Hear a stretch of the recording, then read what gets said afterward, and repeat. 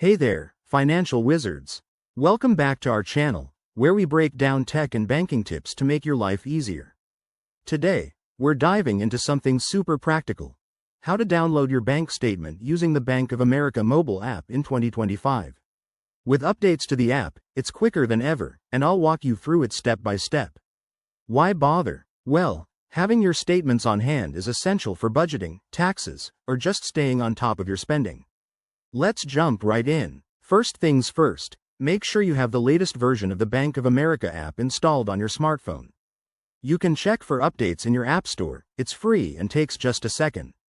Once that's done, open the app and log in with your username and password. For extra security, you'll might need to verify with a fingerprint, Face ID, or a one-time code sent to your phone.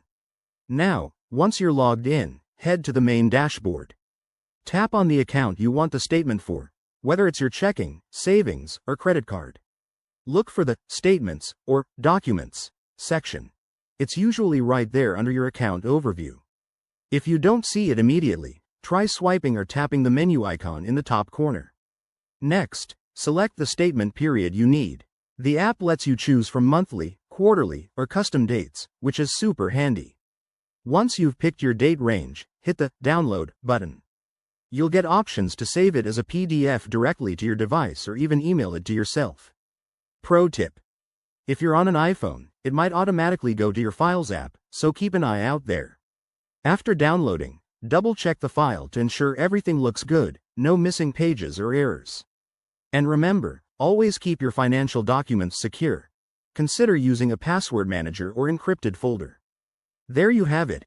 That's how you effortlessly download your Bank of America statement in 2025. It's straightforward, saves time, and keeps you organized. If you found this tutorial helpful, hit that like button, subscribe for more banking hacks, and drop a comment below if you have any questions. Thanks for watching, and see you in the next video.